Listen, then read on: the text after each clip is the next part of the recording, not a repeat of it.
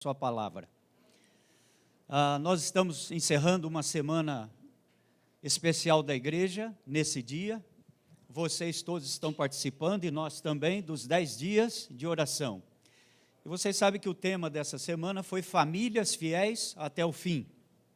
Nós já estudamos quais devem ser os segredos da fidelidade da família cristã para permanecer em Cristo até o fim da história, deste mundo, como nós sempre mencionamos com a segunda vinda de Cristo. Aliás, esse é o nosso nome, adventistas, aquele que aguarda o advir, o advento de Jesus Cristo, o retorno dele a essa terra.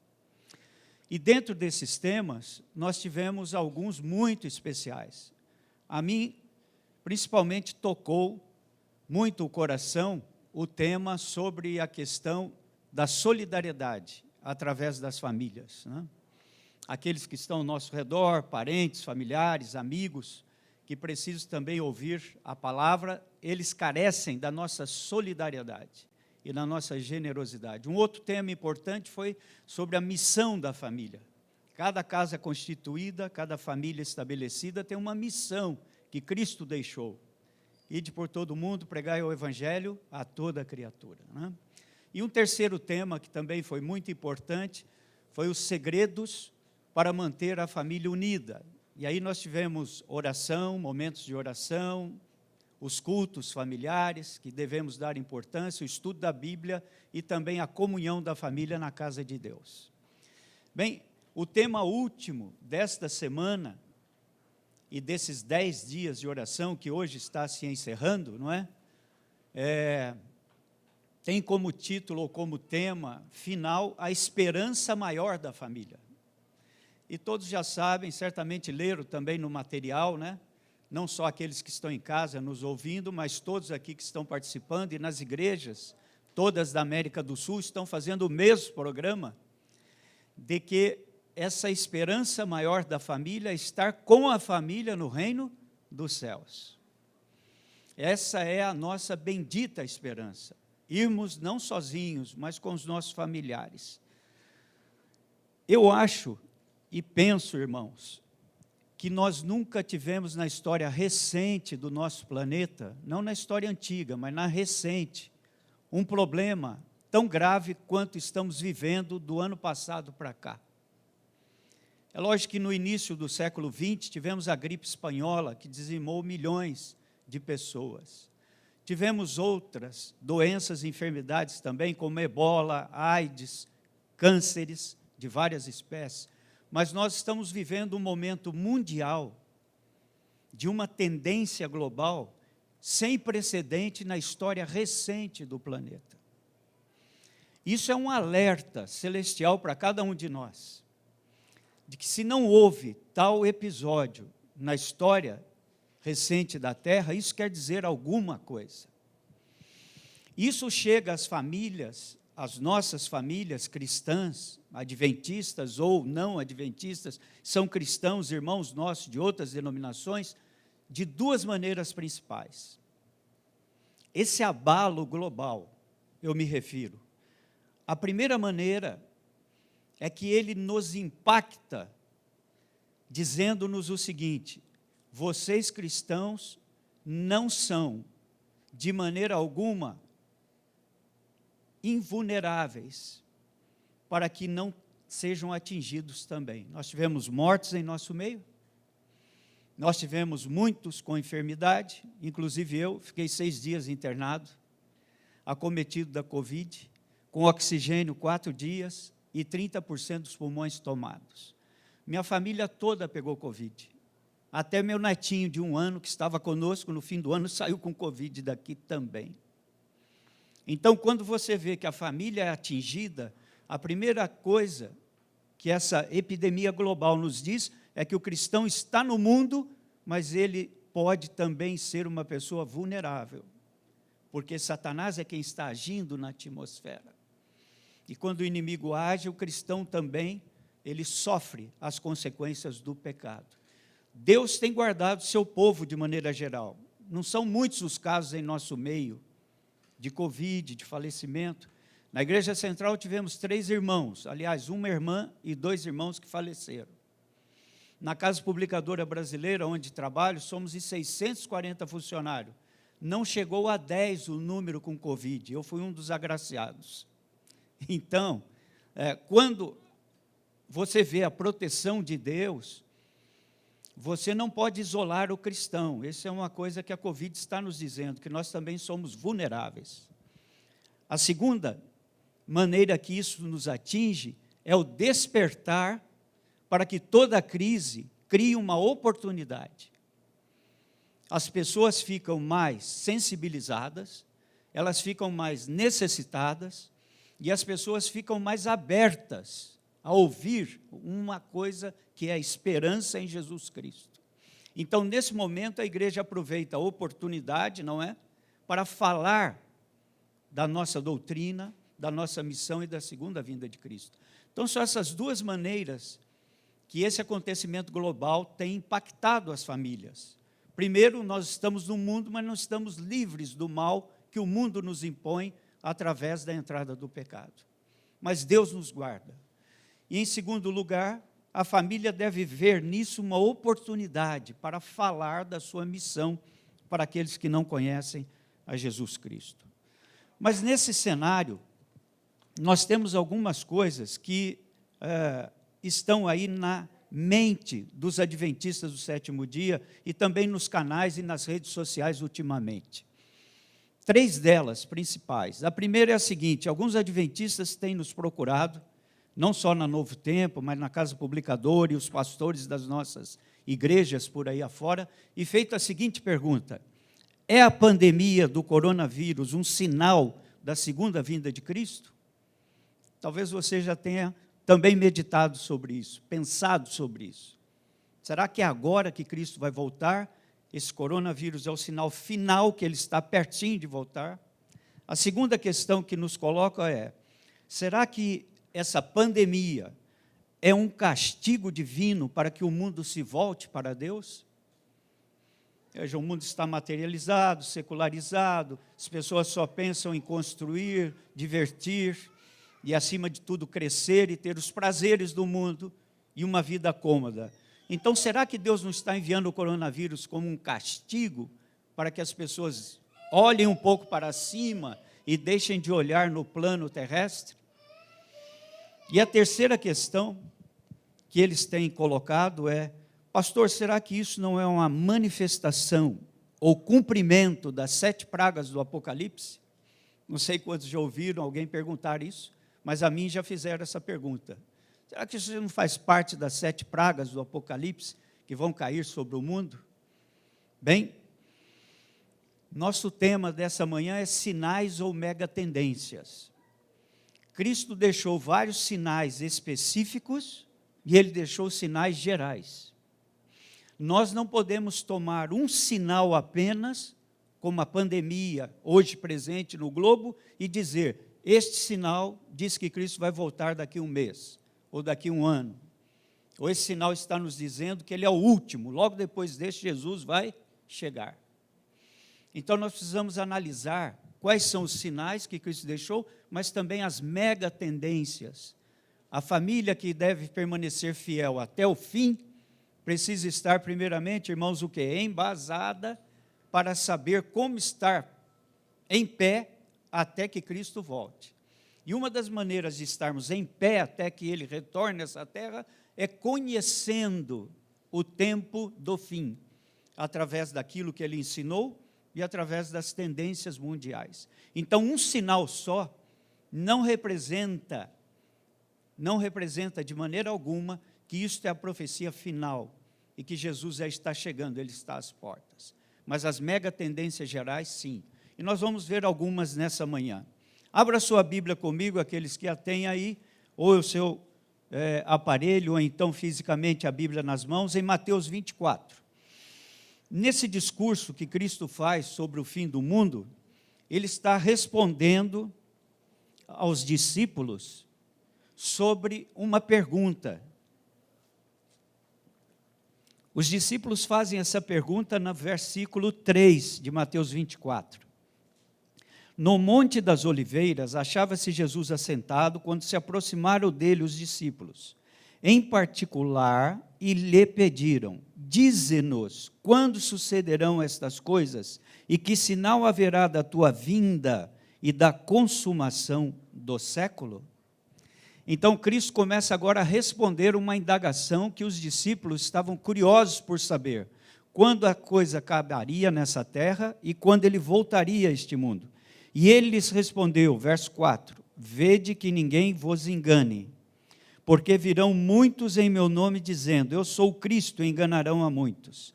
E certamente ouvireis falar de guerras, rumores de guerras. Vede, não vos assusteis, porque é necessário assim acontecer, mas ainda não é o fim.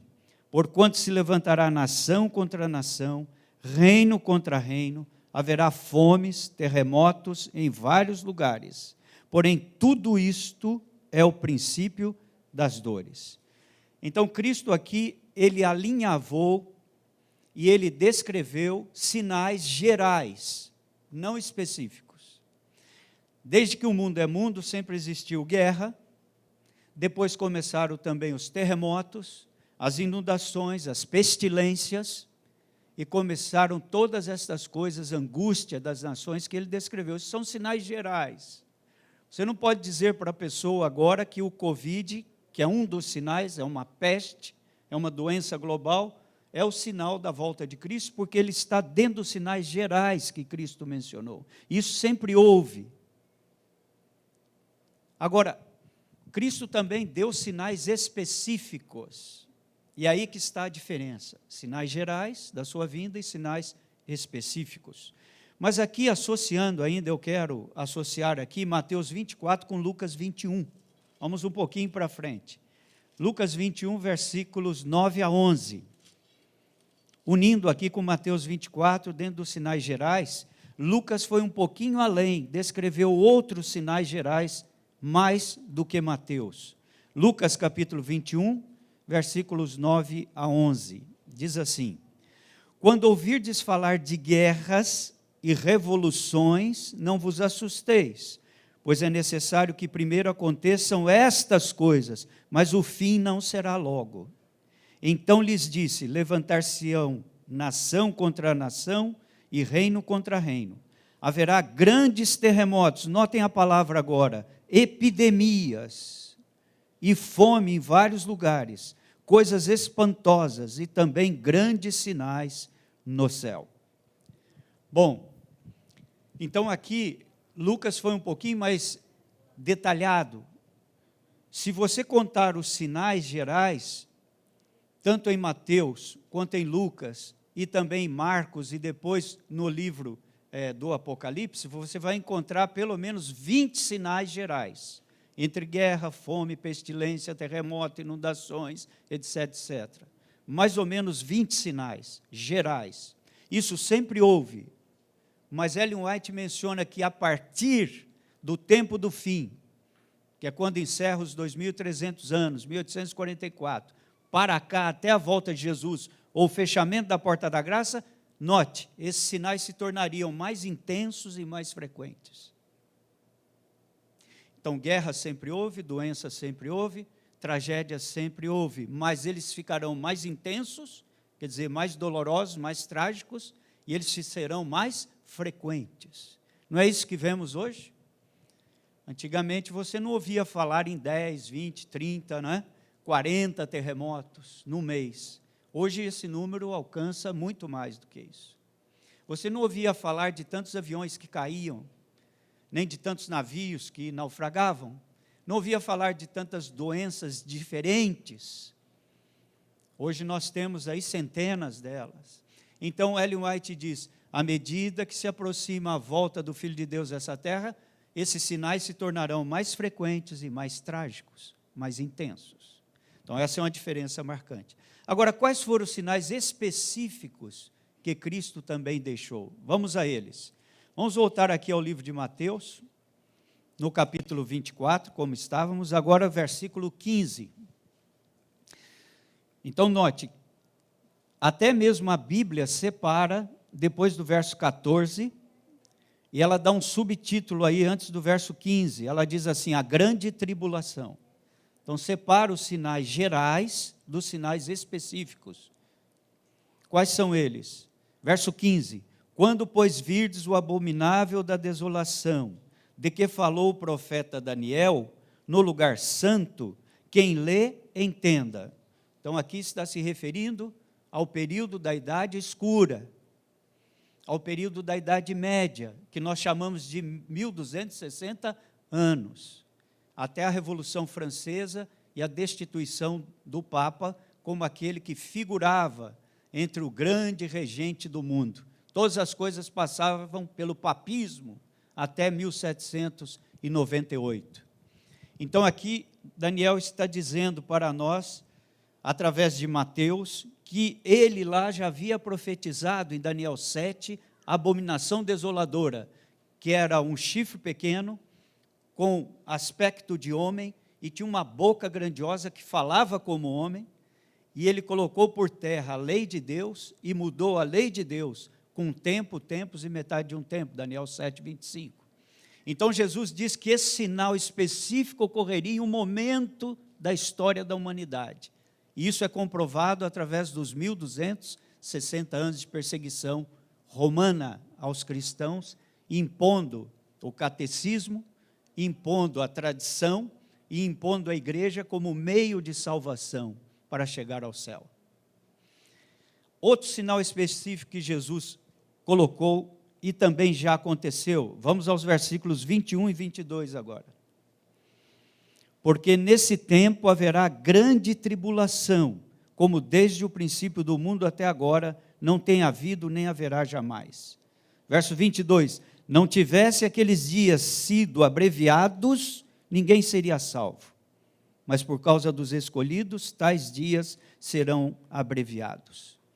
Note, nós começamos 1260 anos, vocês já conhecem, estudaram bastante essa profecia de Daniel 7, né? Eles começariam em 538, com mais 1260 anos, terminaria em 1798. Mas a Bíblia diz que esse tempo seria abreviado, porque a perseguição seria tão cruel que nenhum cristão ficaria vivo se os dias não fossem abreviados. Será que isso ocorreu na história? Certamente aconteceu, conforme a profecia de Jesus Cristo. Lá pelo ano 1780, mais ou menos, e lá pelo ano 1778, 20 anos antes de terminar o período dos 1260 dias, aconteceu algo incrível. Cessou a perseguição aos cristãos na Europa toda. A Revolução Francesa tomou conta das igrejas, o racionalismo ascendeu, o iluminismo também, e foi deixado pela igreja romana de perseguir os cristãos. 20 e poucos anos antes, cessou inesperadamente a perseguição, que só terminaria em 1798. Portanto, esse sinal específico ocorreu uma vez só e já é fato histórico. Não vai ocorrer uma segunda vez. Outro sinal específico que Jesus deixou. Vamos agora ao versículo 29 e também o versículo 30. Note aí que as palavras de Cristo. Logo em seguida, ao quê? A tribulação daqueles dias, dos 1260 anos.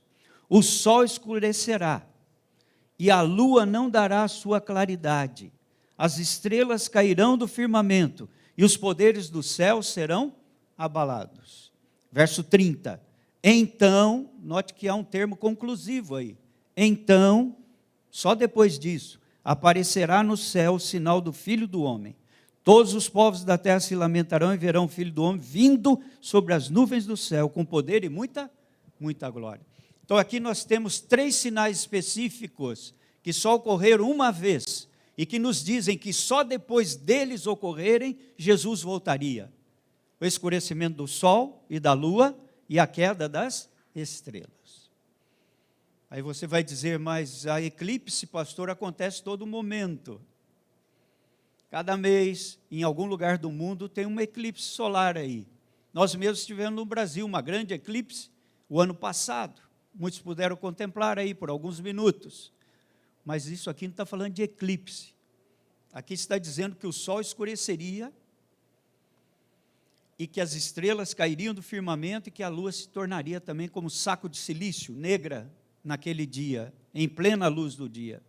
Isso aconteceu no dia 13 de maio de 1780. E é chamado nas enciclopédias, você pode abrir no Google, em qualquer lugar da Wikipedia, ou pode abrir da Mirador, da Enciclopédia Britânica, chama-se Dark Day, o dia escuro. Dia exatamente 19 de maio de 1780. Nesse dia, o dia escuro, as galinhas lá na Inglaterra, e os bezerros, e os animais do campo foram para o estábulo e para o galinheiro, achando que a noite havia chegado, era pleno meio-dia. E aquilo durou até a noite. Dark Day, está registrado, o dia escuro. 19 de maio de 1780. E quando a lua saiu, naquela noite, ela saiu com a cor de sangue, enegrecida, meio sanguinolenta. E aquilo durou até o romper da manhã. Então, nunca houve na história isso. A queda das estrelas é tida também nos registros históricos das enciclopédias mundiais como a grande chuva de meteoros cadentes. A maior chuva de meteoros cadentes, estrelas cadentes. E ela aconteceu no dia 13 de novembro de 1833. Bom, então nós já estamos praticamente há 200 anos desses sinais específicos. E o que isso quer dizer para nós? Que nós estamos no fim do tempo do fim. Porque o tempo do fim começa após 1260 anos, lá em 1798, em 1844, para cá. E de lá para cá, esses sinais específicos que o próprio Jesus profetizou já aconteceram. Então, nós estamos no fim do tempo do fim, não no início dele. E agora, então, resta-nos o verso 30. Então aparecerá no céu o sinal do Filho do Homem. Todos os povos se lamentarão e verão o Filho do Homem vindo sobre as nuvens. Então, o que nós temos que ver é que existem sinais gerais e existem sinais específicos. Os sinais gerais, eles vão continuar até Jesus chegar a essa terra. Eles vão continuar: morte, peste, perseguição, angústia das nações, fome, terremoto, tudo isso. Mas os sinais específicos ocorrem apenas uma vez. Sinal no sol, na lua, nas estrelas, a grande desolação e abominação da perseguição cristã na Idade Média, 1260 anos, milhares de cristãos sendo jogados nas arenas, no Coliseu Romano, para serem devorados pelos leões famintos, e as pessoas pagando ingresso para ver aquele espetáculo e aquela carnificina. Assim era o Coliseu Romano. Então, esses sinais específicos nos dizem que Cristo está mais perto agora do que quando no início aceitamos a fé. Existe aqui em Lucas ainda, quero ver com vocês mais esses versículos. Lucas 21, versículo 25 a 28. Olha que interessante o paralelo que ele faz com Mateus. Lucas 21, 25 a 28. Haverá sinais no sol, na lua e nas estrelas sobre a terra. Angústia entre as nações em perplexidade, por causa do bramido do mar e das ondas. Bom, o último tsunami que tivemos aí no oeste da Ásia matou 250 mil pessoas. Não é? E aqui fala do bramido do mar e das ondas. Verso 26, haverá homens que desmaiarão de terror pela expectativa das coisas que sobrevirão ao mundo, pois os poderes do céu serão abalados. Verso 27, então se verá o Filho do Homem vindo numa nuvem com poder e grande glória. Ora, ao começar estas coisas a suceder, exultai e erguei a vossa cabeça, porque a vossa redenção se aproxima. Então aqui ele foi um pouco mais detalhado, não é? Tanto nos sinais gerais quanto nos específicos, quanto à volta de Jesus. Bom, Cristo falou desses dois tipos de sinais. No entanto, sua ênfase não foi nos sinais para alarmar os seus discípulos, mas foi na preparação para recebê-lo em sua segunda vinda a essa terra. Se você tomar, olha que curioso, se você tomar os dois capítulos de Mateus, Mateus 24 e 25, tem 97 versículos, os dois capítulos. Desses 97 versículos, 31 falam sobre sinais. e 66 falam sobre preparação para a volta do Filho de Deus. Quer dizer que nós temos 1/3 Jesus falando de sinais para que a igreja, com as suas famílias, permaneçam fiéis até o fim, sabedores do que aconteceria até a volta dele. Mas ele quer que nós nos preparemos. Então, aí ele conta a parábola das virgens, ele conta a parábola das ovelhas e dos bodes, que serão separados quando ele chegar, e ele conta a parábola dos talentos. Nesses 66 versículos, Cristo enfatiza a preparação para a sua volta, e não nos aterroriza com os sinais. E é isso que ele quer dizer nesses capítulos. Portanto, podemos dizer que os sinais para a vinda de Cristo têm aumentado cada dia, evidenciando que as catástrofes e calamidades têm se tornado mais frequentes e mais intensas, como profetizou Ellen White no Grande Conflito.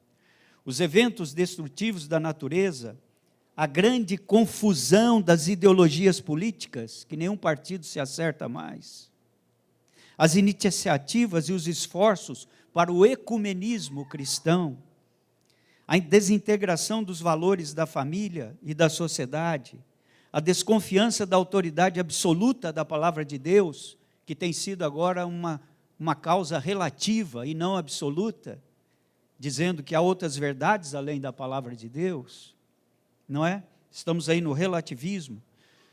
Temos também a desobediência aos mandamentos de Deus entre as nações, a onda alarmante de crimes, a degradação e esgarçamento da moralidade, a força do neoateísmo, o pluralismo religioso, o aumento desenfreado das igrejas e seitas dentro do cristianismo, acentuando o seu divisionismo, as guerras, rumores de guerras, e a lista continua. Tudo isso sinaliza, sem dúvidas, que o clímax da história da terra e a proximidade de Cristo está diante dos nossos olhos. Então, nós como cristãos não podemos olhar para o coronavírus como um sinal que está dizendo que Cristo está aí, mas nós temos que olhar para mega tendências. E a mega tendência é na economia, na sociedade, na moralidade, na família, no partido político, que nenhum se acerta mais, nas questões naturais que ocorrem na terra, os fenômenos e, acima de tudo, as pestes e doenças. Isso sim são mega tendências que nunca houve na história da terra até hoje. Portanto, precisamos ficar alertas. Hoje, queridos irmãos, o mundo vai de mal a pior. E sabe o que é pior? Que a maioria aprecia melhor o que é pior. Isso é coisa irônica, não é?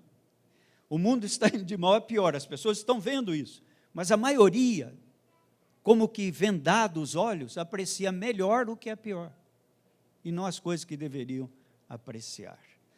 Mas nós, como cristãos, temos esse milagre diante de nós, temos essa noção de tudo que vai acontecer antes que Cristo chegue, e devemos estar com as famílias fiéis até o fim, embasados na sua palavra. Graças a Deus, Apocalipse 7, em meio a esse caos todo, traz um lenitivo, um bálsamo para o cristão. Lá em Apocalipse capítulo 7, 1 a 3, diz que os anjos poderosos de Deus estão segurando os ventos. E ventos, em profecia apocalíptica, quer dizer comoções, guerras, convulsões. Os anjos de Deus estão segurando os 4 cantos, os 4 ventos da terra, porque se eles soltarem, a terra pode se acabar por si mesma, não precisa nem Jesus voltar mais para acabar com ela. Então esses anjos poderosos de Deus seguram as angústias, seguram as pestes, seguram um pouco e refreiam um pouco as guerras, seguram um pouco as tragédias, porque senão o mundo se acabaria por si mesmo. Esse é o lenitivo para nós. Eu tenho aqui algumas citações, por exemplo, dessa questão. Veja, a Bíblia usa a palavra peste para doença 53 vezes. Dessas 53 vezes, na versão Almeida Revista e Atualizada, ela apresenta doenças ou pestes em 4 significados. O primeiro deles nos diz que as doenças e pestes assolam o mundo porque estamos em um mundo de pecado. Veja a história de Jó. Jó era um homem íntegro, irmãos. Ele não tinha nenhum motivo para receber aquela carga que recebeu de doença, de perda familiar e de perda econômica de tudo que ele possuía. Era um homem justo, temente a Deus, mas porque estava num mundo de pecado, inserido em meio a um mundo governado por Satanás, o príncipe deste mundo, ele sofreu, dentro do grande conflito, a batalha entre Cristo e Satanás. E ele foi apenas o alvo dessa batalha, não porque ele merecesse, mas porque ele estava no mundo. Jesus disse: aquele que quiser me seguir, tome a sua cruz. Ora, a cruz é pesada. E a cruz também é angustiante, ela é sofredora, ela não é fácil de carregar. Ele disse: no mundo tereis aflições, mas tem de bom ânimo, eu venci o mundo, vocês podem vencer também. Portanto, o primeiro problema aqui que a Bíblia apresenta de nós sermos também vulneráveis às doenças, é porque nós estamos inseridos em um mundo de pecado. A segunda questão desses 4 significados de peste ou doença, é que às vezes as pestes atingem a humanidade porque são juízos antecipados de Deus. Por exemplo, é muito difícil você explicar para um parente ou para um familiar, quer ver uma coisa bastante comum? Eles perguntam assim: mas se Deus é bom e se Deus é amor, por que Ele permitiu dizimar e aniquilar tantas nações no passado? Já perguntaram a você isso? É um problema difícil de explicar. Mas por quê? Porque os cananitas, os ferezeus, os heteus, os jebuseus, os filisteus, eles sofreram os castigos dos juízos antecipados de Deus. Porque Deus, na sua onisciência, sabia que daquela nação nenhum se voltaria para ele e adoraria Yahvé, ou Jeová, o Deus dos israelitas. Então, isso foram juízos antecipados. E muitas vezes Deus permite doenças, como a Covid, como outras pestes, para que o mundo sofra um pouco do juízo antecipado de Deus, e as pessoas se voltem a Ele. Então, as pragas, por exemplo, sobre o Egito, eles sofreram juízos antecipados ali para libertar o povo de Deus. O terceiro uso para o termo peste na Bíblia, ou doença, é no contexto da retirada do poder protetor divino. Há momentos na história em que Deus retira a sua proteção, porque o homem já fez a sua decisão. Então Deus não protege mais, deixa que o homem vá e o ser humano vá no caminho que escolheu, daí ele sofre a consequência daquilo. O alcoólatra, o fumante, aquele que se droga, aquele que tem uma vida de prostituição, ele pode colher resultados funestos e resultados trágicos da sua escolha pessoal. Então, Deus retirou a sua mão porque Ele não intercede, Ele não fere e Ele não intervém no nosso livre-arbítrio. Nós temos o livre-arbítrio que é inviolável, Deus não toca nisso.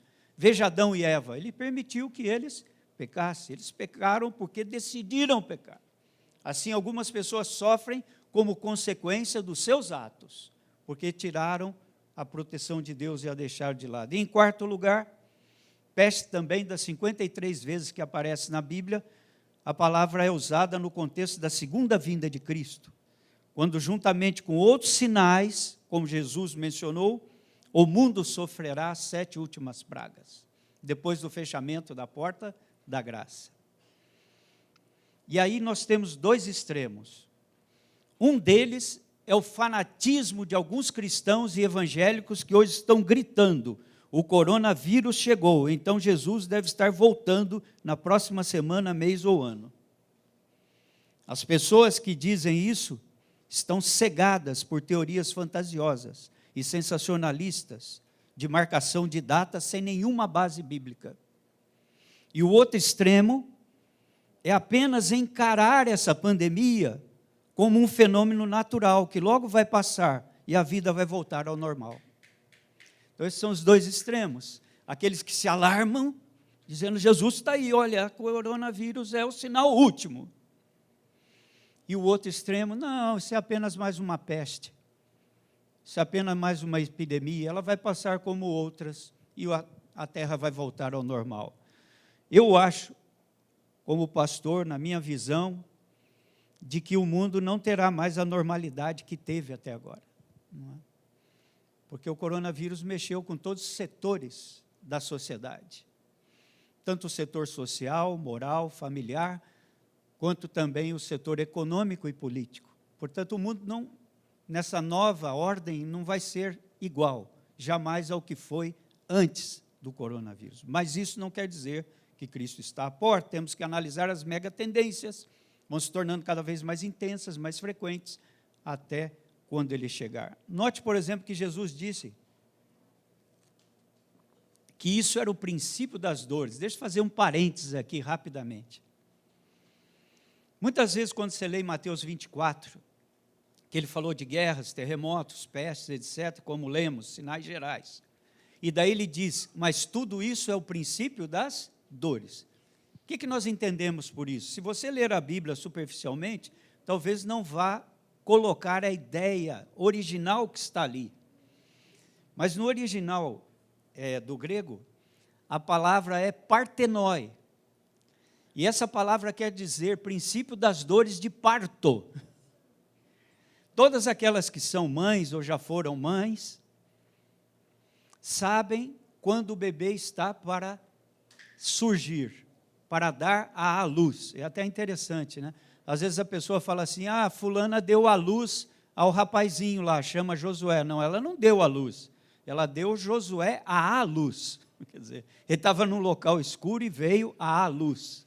Mas esse negócio que a mulher deu à luz, quem dá à luz é a CESP, a Electro, esse dá à luz, a mulher não dá à luz. Ela dá alguém à luz, vem do escuro para a claridade. Mas, quando Jesus ali está falando que é princípio de dores, é quando as contrações vão ficando, o quê? Mais dolorosas, não é isso, mamães?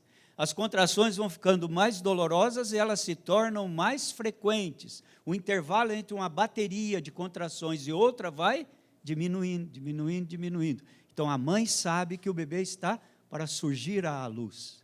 Ela vai dar à luz, um menino ou uma menina. Então, o que Cristo está dizendo com esses sinais? As coisas vão apertando, e vão se tornando mais intensas, e mais doloridas, e mais frequentes, como a mãe com dores de parto.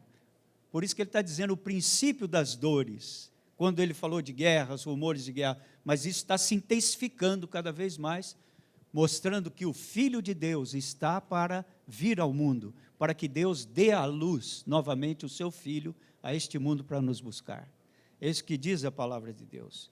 Ellen White diz assim em Mensagens Escolhidas, Satanás está trabalhando na atmosfera. Então, pode o coronavírus ser algo de Satanás? Pode. Ela diz em Mensagens Escolhidas, volume 2, página 52, Satanás está trabalhando na atmosfera, envenenando-a. E aí dependemos de Deus quanto à vida, nossa vida presente e eterna. Ela diz mais, não somente é afetada a vida vegetal, mas o homem sofre de epidemias. Essas coisas são o resultado de gotas das taças do juízo de Deus, que estão sendo borrifadas sobre a terra, e constituem apenas débeis representações do que acontecerá no futuro próximo.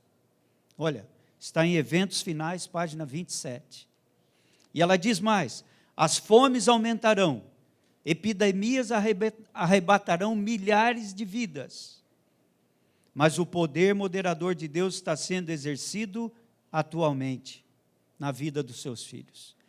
Então, ao passo que Satanás trabalha aqui para levar muitos dessa terra, inclusive pessoas consagradas a Deus, pastores, membros de igreja consagrados a Deus, Deus também está aqui exercendo atualmente seu poder moderador. Mas porque estamos em um mundo de pecado, alguns pagarão por viver no mundo de pecado, como Jó, mesmo sem ter culpa nenhuma. Portanto, perto do fim dos tempos, ela diz, Satanás trará moléstias e desgraças, até que cidades populosas se reduzam à ruína e desolação.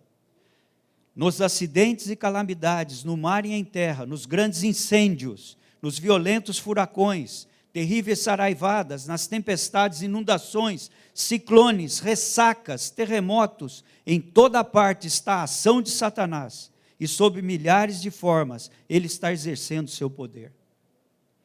E ela diz outra coisa: comunica ao ar infecção mortal, e milhares perecem pela pestilência. Então, logicamente, Satanás tem poder para agir na atmosfera, infectando o ar. E eu não tenho dúvida, irmãos, de que isso daí foi ação do diabo, isso que ocorreu ultimamente, do ano passado para cá. Isso não foi ação política, nem foi ação de uma guerra criminal, nem foi algo para a China se tornar a principal no mundo, como alguns dizem. Na realidade, Satanás foi quem encabeçou isso, para tirar o foco das pessoas de que Deus é amor. E se Ele é amor, por que então tantos morrem? Se Deus é bondoso, por que Ele não protege? Então Satanás está tirando o foco, trazendo dúvida à mente das pessoas, com tudo isso que está acontecendo. Essas visitações, diz ela, se tornarão mais e mais frequentes e desastrosas. Grande Conflito, página 590.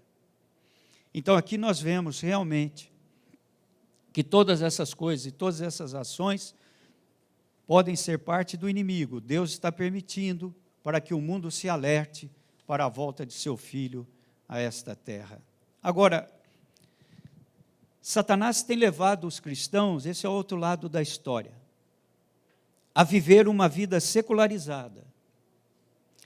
E agora tem preparado o mundo para exigir deles um testemunho e estilo de vida que poucos têm condições de mostrar. Veja como é infeliz isso daqui. Ele leva as pessoas, principalmente os cristãos, que a maioria no mundo hoje, 1/3 do mundo, um pouco mais disso é cristão, 2 bilhões e pouco de pessoas no mundo são cristãs. Ele leva essas pessoas a ter uma vida secularizada e materializada, e depois exige deles um testemunho do qual eles não estão preparados para testemunhar, porque estão mornos, fracos na fé.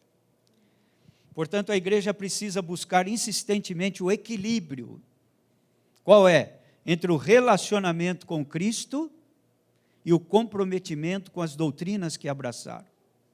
A família que quer ficar fiel até o fim precisa voltar a estudar a Bíblia individualmente, para compreender seu conteúdo doutrinário. Não se intimidar de pregar e falar de temas distintivos da fé adventista, para aqueles que não nos conhecem. O sábado, o juízo, o santuário celestial, a morte como o sono e não a imortalidade da alma. Nós não precisamos nos envergonhar de pregar sobre nossas doutrinas distintivas, é isso que nos diferencia das demais congregações. E levar e preparar pessoas para o batismo, edificar os membros por meio do ensino profundo das Escrituras. Nosso interesse, queridos irmãos, não deve estar em Cristo sem suas doutrinas, tampouco deve estar nas doutrinas sem Cristo, senão em Cristo com suas doutrinas bíblicas. Em outras palavras, o que eu quero dizer é que jamais deveríamos transformar o relacionamento com Jesus Cristo em um substituto às verdades e orientações da palavra de Deus. E tampouco enaltecer as verdades bíblicas em detrimento do relacionamento com Ele. E eu quero dizer uma coisa a vocês: conhecer Jesus não é tudo, é apenas o princípio da caminhada cristã. Conhecer Jesus não é tudo. Essa é apenas uma mensagem que conforta a mente e que acalma a mente pecaminosa, que Jesus perdoa, que Jesus me ama, e eu cometo o pecado de novo, e eu ando errado de novo, e Ele me ama, Ele me perdoa, sim, mas isso não é caminhada cristã. A caminhada cristã deve ser ascendente, e não deve ficar no marasmo raso. E é fácil você detectar isso, sabe como? Olhe para a sua vida hoje e analise assim: hoje eu sou um melhor cristão do que quando eu fui batizado, ou sou a mesma coisa ou pior do que quando eu fui batizado? Esse é o termômetro. Do dia que você aceitou a Cristo, como um juvenil, um jovem, ou adulto, ou idoso, não importa. de lá para cá, você se tornou uma pessoa melhor, um cristão mais fiel, ou você se tornou igual ou pior? E aqui está, a caminhada com Cristo, ela é ascendente, é dia a dia crescendo, e deixando de lado tudo que nos atrapalha a ganharmos a salvação e o reino dos céus. Por isso, conhecer Jesus não é tudo, é apenas o princípio da caminhada. Eu estou salvo, mas não estou no reino dos céus ainda. E entre o já salvo e o ainda não no reino dos céus, eu posso me perder nessa caminhada. Portanto, já salvo não quer dizer para sempre salvo. Eu fui salvo da culpa do pecado. Eu estou sendo salvo do poder do pecado. E um dia eu serei salvo, se eu for fiel até o fim, da presença do pecado. Quando o pecado e pecadores não mais existirão. Aí sim é a glorificação. Eu fui justificado, fui salvo da culpa do pecado. Cristo se tornou culpa por mim.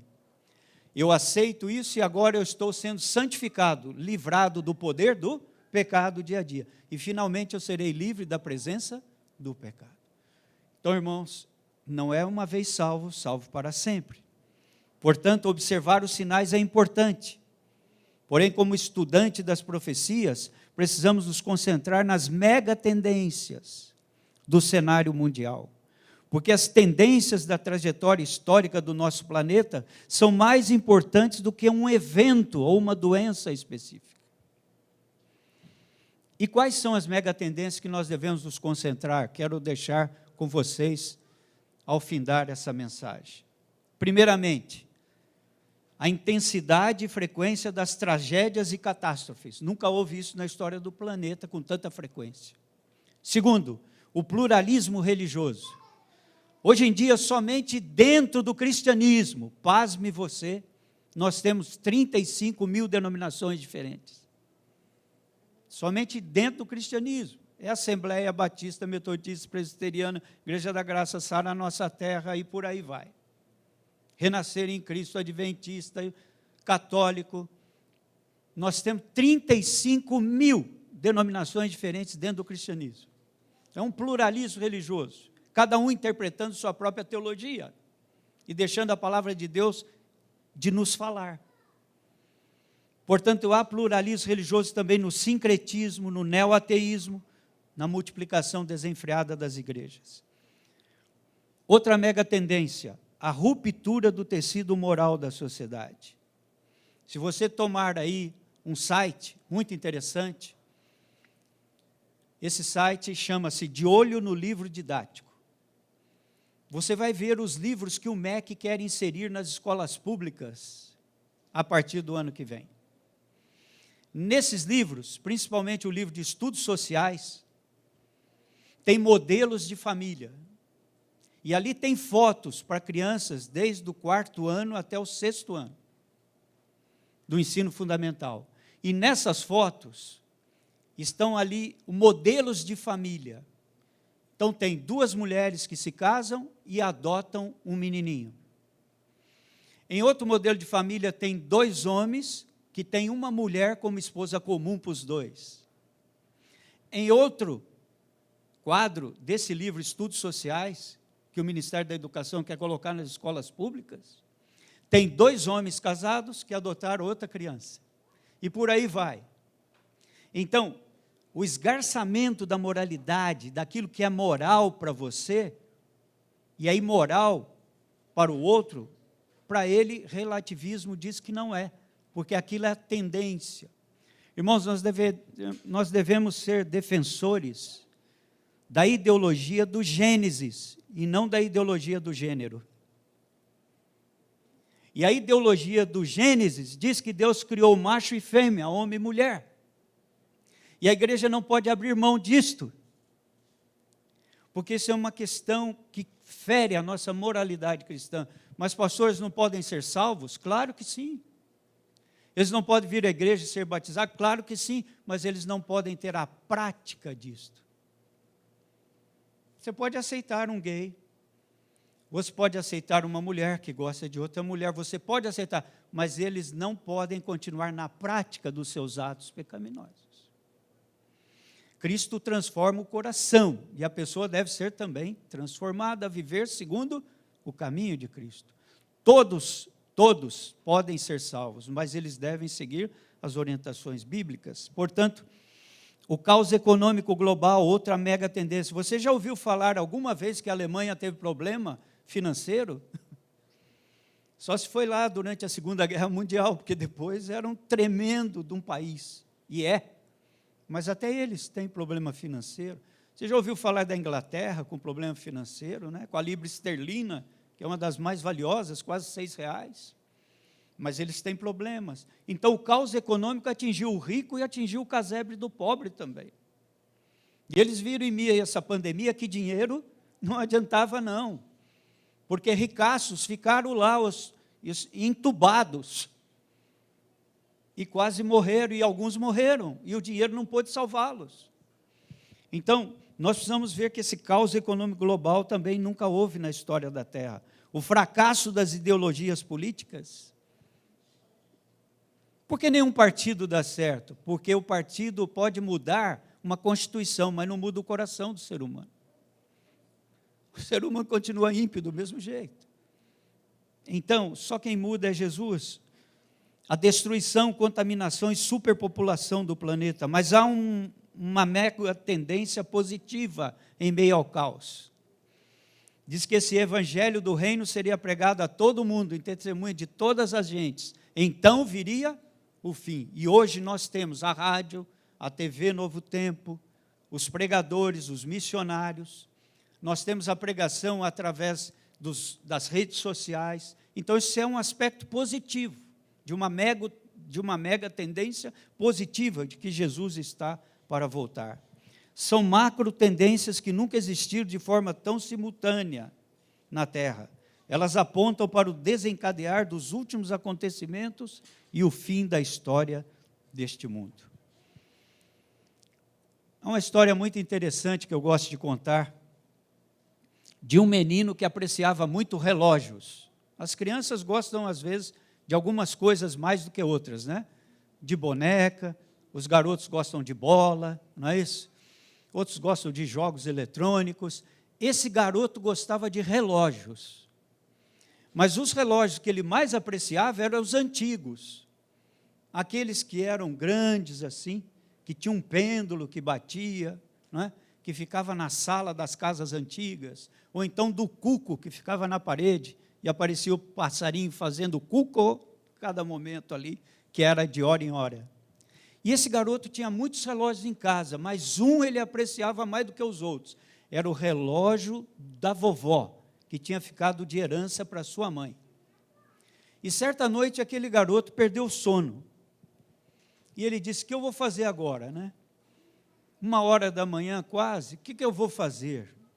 E ele disse assim: eu vou lá na sala ouvir o relógio bater meia-noite, que ainda não é meia-noite. E quando ele bater meia-noite, eu vou escutar as badaladas desse relógio. E ele gostava de ouvir as badaladas, né, do pêndulo. E ele sentou lá no sofá e esperou calmamente. 5 para meia-noite, 4, 3, 2, 1. E ele disse: agora, o relógio vai dar 12 badaladas. Quando ele atingir meia-noite, os 2 ponteiros vão estar juntinho no número 12. E ele ouviu e contou: 1 badalada, 2, 3, 12 badaladas. Mas aquela noite aconteceu algo incrível. O relógio deu mais 1 badalada, deu 13. Ele disse: tem alguma coisa aqui. Esse relógio tinha que dar 12 badaladas. Esperto como ele era, ele correu para o quarto do papai e da mamãe e disse assim: papai, mamãe, acordem, porque já é mais tarde do que nunca antes. Nós estamos vivendo num momento mais tarde do que nunca antes. Romanos capítulo 13, verso 11 diz: é hora de despertardes do sono, que a vossa salvação está agora mais perto do que quando no princípio credes. Que Deus nos abençoe, que Deus nos ajude a mantermos nossas famílias fiéis, irmãos, até o fim, com o conhecimento da palavra, dos sinais que Cristo deixou, não alheio a tudo que acontece no mundo, mas também não saindo alarmados, amedrontados, de que tudo isso está acontecendo e como está o mundo, olha, Jesus está vindo, mas que isso nos cause uma decisão no coração, um momento de reflexão em família, para que juntos um dia possamos estar com os familiares no reino dos céus também. Vamos orar?